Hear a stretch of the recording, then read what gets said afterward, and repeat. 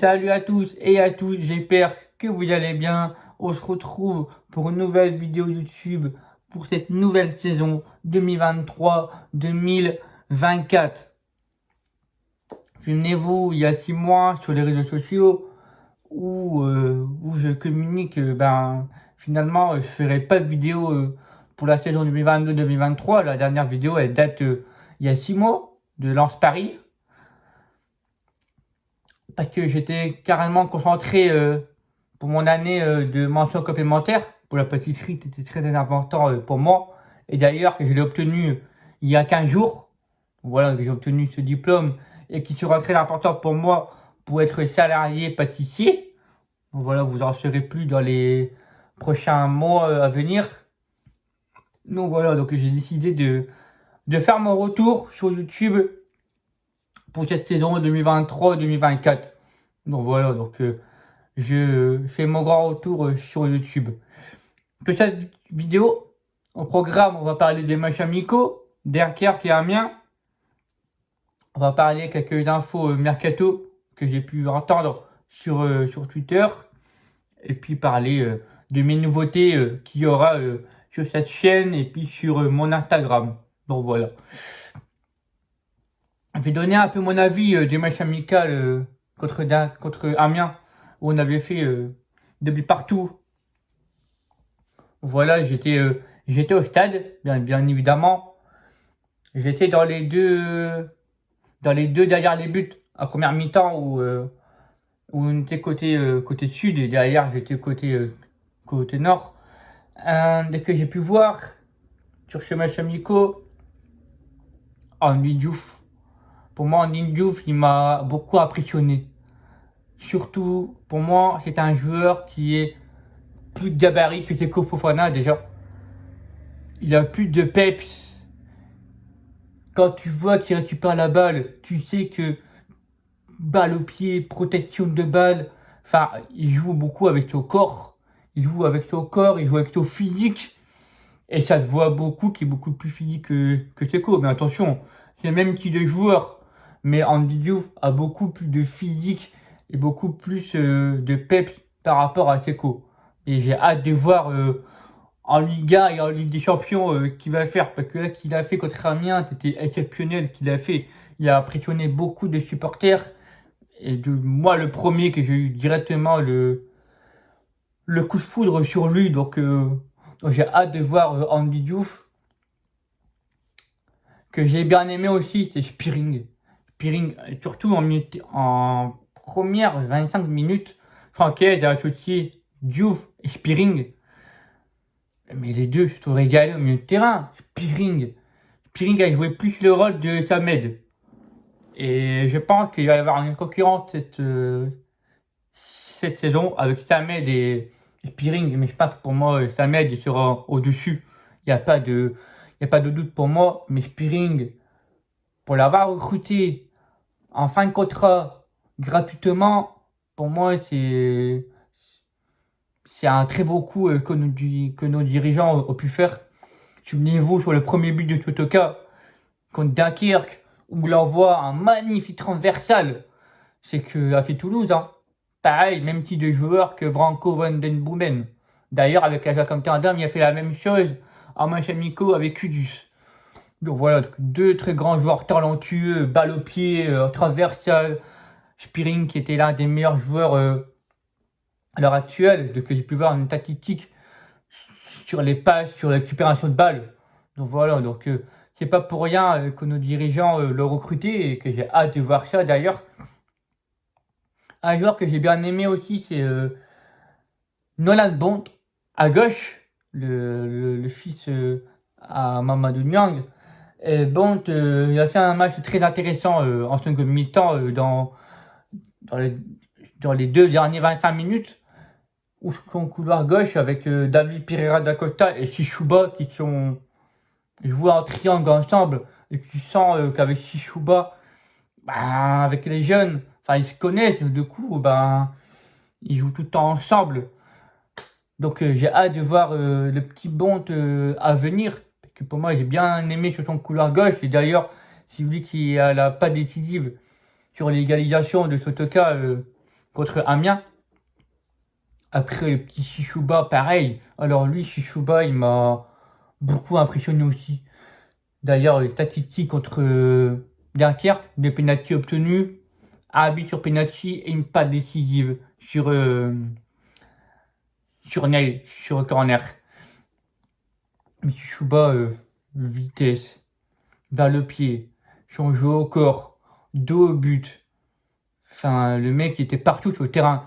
Il a joué derrière Guilavogui, il a joué avec Guilavogui, il a joué en 9, en 10. Enfin, il était partout sur le terrain. Et franchement, pour son âge, surtout formé chez nous, j'espère, surtout qu'il a signé en pro, que j'espère le voir dans les années, dans les prochains à venir sous nos couleurs parce que on sait qu'on peut faire confiance à nos centres de formation, d'où avec Chad Doucouré, avec David Perrada, Costa, enfin bref, et j'en passe. Mais là, s'il peut faire la même chose avec Chuchuba, mais là, je pense qu'on va s'impressionner. Et je pense que le petit, il a encore du temps. Mais Francaise, on le connaît, manager général, il regarde tout le temps nos jeunes, National 3, le U19, le U17. Enfin, il a tout le temps les viseurs. Il a les viseurs, un joueur. Et c'est pas pour rien que Chichouba pourrait être souvent dans le groupe en Ligue 1, petit à petit, et retrouver quelques repères. Ça me ferait extrêmement plaisir. Florian Souteka, pareil. Bon, j'aime pas qu'on connaisse tous les joueurs, mais moi, où j'analyse plus sur lui, c'est plus sur le côté capitana.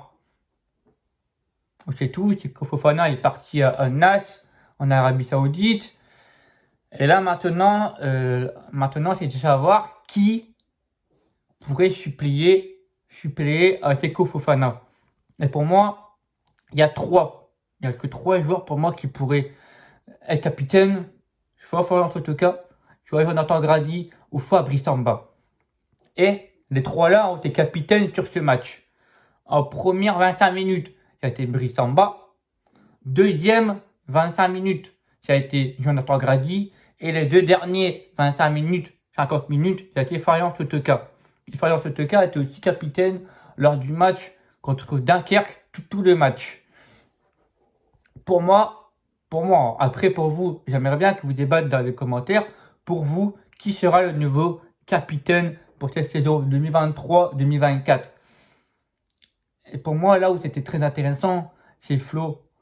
Sur ce match, Flo a tout le temps été donné des consignes à ses joueurs. Il les a placés, il les a encouragés. Et j'ai vu Flo faire des replis défensifs. Et à chaque fois que Amiens avait un corner ou un coup franc ou une touche, direct il parlait avec ses coéquipiers sur le terrain. Il les plaçait, il les encourageait, il donnait des consignes. En gros, il faisait tout. Il criait, il encourageait, même à Guilavogui. Combien de fois il a encouragé Guilavogui à chaque occasion qu'il créait ou quand il était dangereux. Ça me fait plaisir. Et ça, pour moi, c'est le rôle d'un capitaine, encourager ses coéquipiers sur le terrain, donner des ordres, donner des consignes, essayer de leur parler. Ça, pour moi, il a fait le job de capitana. Et ça, pour moi, il m'a surpris. Mais pour moi, ça me surprend, non, parce que c'est son personnage, c'est son rôle. Et il le faisait même en Ligue 1. Combien de fois, et surtout, pour moi, en Ligue 1, quand Seko Fofana, il est sorti, Seko donnait toujours ce brassard à Florian Sotoka. Toujours, il le donnait ce brassard quand Seko sortait, bien évidemment. Donc pour moi, je ne changerai pas d'avis. Pour moi, je pense que Franck Hez va donner ce brassard à Florian Sotoka. On verra bien lors de la conférence de presse de Brest-Lens. Pour moi, je pense qu'on en saura plus sur cette info-là, voire même sur les compositions d'équipe en match amicaux. On en saura peut-être. Mais pour moi, je mise sur Flo Sotoka qui sera capitaine sur cette saison. Après, Brissamba ou Jonathan Grady, je ne serais pas étonné. Ça, par contre, je ne serais pas étonné non plus. Mais pour moi, ça serait Florian Sotoka.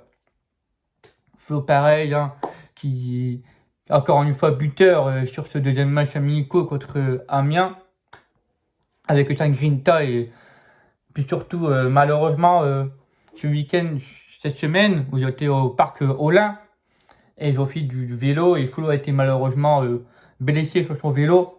Il a bien pu le voir, hein, contre Amiens, même sur les vidéos du RC Lens, on voit que Flo avait beaucoup de bandages. Et là, ils sont partis en Haute-Savoie et Flo n'a plus ses bandages et il va super bien, d'après ce qu'il m'a dit en privé. Donc voilà, donc ça me fait extrêmement plaisir d'entendre ça. Après aussi, j'ai bien aimé, là où j'étais déçu, c'est Julien Le Cardinal. Le Cardinal, pour moi, il m'a plus déçu contre Amiens. C'est mon flop, en tout cas. Sur son côté, il était trop lent. Surtout, à chaque fois, il revenait pas sur son couloir. Sur son côté droit, il revenait pas. Combien de fois Thomasson prenait sa place sur son côté, il faisait bouger physiquement, il faisait bouger sur le terrain par Amiens. Et surtout, Amiens, il y avait surtout des joueurs costauds. Mais il faisait bouger tout le match, Julien Cardinal. Alors oui, il est passeur décisive sur Saïd. Oui, il n'a pas beaucoup joué cette saison. Mais pour moi, Julien Le Cardinal, il faut qu'on le prête. Et d'après la voix des sports et la voix du Nord, Julien Le Cardinal pourrait se faire prêter par le Racing et je ne serais pas étonné.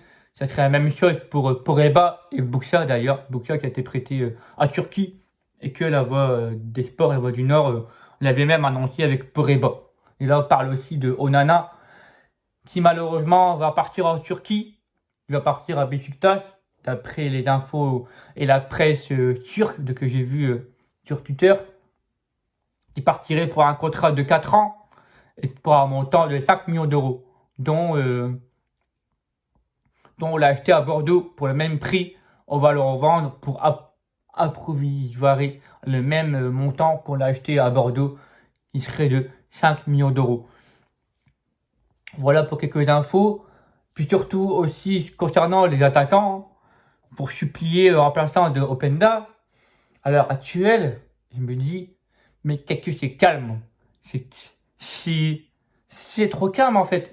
Et tu sens que il va y avoir quelque chose. Tu sens que ils vont signer le joueur et ils vont annoncer l'info sans que les journalistes le savent ou quoi. Je sais pas. J'ai l'impression que ça travaille en sous-marin et qu'on n'a aucune info. Personne n'a aucune info sur le 9. Moi, j'avais prédit 4 joueurs. J'avais prédit Orban. Malheureusement, Lille sont dessus. J'avais prédit Ueda de Cercle Bruges, mais malheureusement, le Bayern Leverkusen vont l'attacher à ce joueur. Et j'avais prédit aussi Boniface, mais malheureusement, Feyenoord sont dessus. Et le dernier seul, bizarrement, les 4 joueurs, ce sont de la Ligue belge. Et c'est Kuiper, le belge de Gent de la Gantoise. À voir, là, on a vu sur Bachaoui, mais malheureusement, il n'y a pas d'accord entre les joueurs. Mais moi, ça me plairait beaucoup que Michi, avec son expérience, qui viendrait chez nous, je prendrais tous les jours. Après, maintenant, à voir, là, j'ai vu l'info de Lévi Garcia, que comme quoi le club avait fait 22 millions d'euros avec les bonus compris. Donc, c'est 18 millions 5 plus 1 million 5. Malheureusement, le club de AEK a refusé 22 millions d'euros et qu'en plus, le club de AEK joue les préliminaires pour la Champions League et qu'ils ont mis un montant de 30 millions d'euros. Pour moi, il faut passer à autre chose. Mais je pense qu'on est tous d'accord avec là-dessus. On a tous vu que le RC Lens a été d'accord avec 2 joueurs en attaque, dont un qui connaît super bien la Ligue 1. Moi, je vais faire une hypothèse de Wai, mais ça m'étonnerait que Wai pourrait venir chez nous il passe avec Chelsea et Strasbourg. Et puis sur les autres concurrences, donc déjà pour moi c'est mort.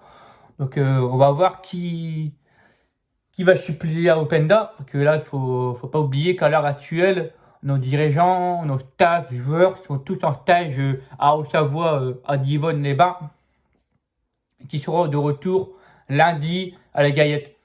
Et d'ailleurs, notre info, le joueur ouzbek, international ouzbek, défenseur central, qui joue énergétique, qui dit pas de bêtises. Abdoukounir Kusanov, qui part en avion avec son agent samedi, selon la presse ouzbek, et puis sur Twitter, où j'ai retweeté qu'avec son agent, il prendrait l'avion samedi via Paris-Istanbul pour aller passer sa visite médicale à la Gaillette. Donc voilà, donc on va peut-être signer un autre 6e joueur qui viendrait au Racing. Voilà, donc pour moi, il faudrait 2 attaquants pour suppléer Boussa et Openda. Il faudrait un autre piston par rapport à Machado, parce qu'à gauche, on n'a que Machado. Alors oui, Frankowski, il peut jouer à gauche et à droite, mais pour moi, Frankowski, je préfère à droite. Avec en concurrence, tu as Cabot, qui d'ailleurs qui va revenir dans 1 ou 2 mois. Après, on a le Cardinal au cas où. Et à gauche, tu as Machado, et puis tu as aussi le petit Bond, pour moi, qui peut faire quelque chose. Que je l'espère, il est de jeune avec Foudessila. Mais Foudessila, je ne l'ai pas trop vu, donc je ne peux pas donner mon avis. Pour moi, il faudrait un piston gauche, mais d'après que j'ai entendu sur certains supporters, Oscar Cortés pourrait dépanner à ce poste-là. Même s'il peut jouer 10, il peut jouer 9, il peut jouer à tous les postes en attaque, mais apparemment, il peut jouer aussi piston. Donc pour moi, il faudrait un piston de métier avec Machado, et aussi qui pourrait jouer défenseur central, comme avec Aïdara. Pour moi, Machado, je le considère plus comme un défenseur central, mais à gauche, Aïdara, c'est plus un piston, mais défensif. C'est pas lui qui va créer, comme il fait Frankowski, être offensive. Lui, Aïdara, c'est plus la sérénité défensive. Donc voilà. Personnellement, milieu de terrain, je pense pas qu'il faudrait quoi que ce soit, parce que Diouf, pour moi, c'est le remplaçant de Seko Fofana pour 14 millions d'euros. Spearing, c'est par rapport à Poreba, pour ma part. Et Ney El Khenaoui, c'est pour par rapport à Onana aussi, qui peut jouer milieu de terrain et aussi au défenseur central. Donc pour moi, milieu de terrain, tu as tout. Tu as tous les hypothèses. Donc voilà. Donc voilà pour l'actualité Mercato. On verra dans les prochains jours à venir que ça va être bouclé. J'espère que le 9 va s'annoncer, ou alors le club va directement annoncer un mercato sans qu'on sache qui c'est. Alors ça serait incroyable de savoir qui va suppléer Openda. Donc voilà. Puis maintenant, concernant ma nouveauté que je voudrais bien faire, je voudrais bien que sur mon compte Instagram, à chaque avant-match, je voudrais inviter des supporters adverses pour parler de l'avant-match de ce jour de match. Et puis sur ma chaîne YouTube pour faire les débriefs et puis les actualités. Donc voilà. Voilà ma nouveauté. Aussi, je fais les déplacements. Ça va être ma 2e année que je suis carté chez les mineurs de fond. Voilà, situé à Noyer-Godeau. Voilà. Big up à tous les membres. Voilà, je vous embrasse très, très, très, très fort. Donc, on va vivre une 2e année avec la Ligue des Champions. Je vais faire tous les matchs de la Ligue des Champions. Je vais faire tous les déplacements en Ligue 1. Hormis Brest, parce que je serai déjà en vacances dans le sud. Donc voilà, rien va m'empêcher de faire des vidéos sur les débriefs des matchs amicaux dans le sud. Je serai présent, ne vous inquiétez pas. Je vais tout gérer là-dessus. Dans ma description, vous aurez mon Instagram et mon Twitter. Donc voilà, je vous forcerai pas à liker, commenter, etc. C'est à vous, voilà, c'est à vous de vous prendre plaisir. Moi, j'ai fait avec plaisir, j'ai fait tout avec passion. Je partage toute ma passion pour vous. Donc voilà, moi, je vous demande rien de plus. Voilà, et puis je vous retrouve pour une prochaine vidéo. Et puis je vous dis, prenez soin de vous. Prenez soin de prenez soin de vos proches. Et puis, n'oubliez pas toujours, passez de très bonnes vacances, comme on dit toujours, à la fois un jour, à la fois toujours. Ciao les amis, c'était Thibaut.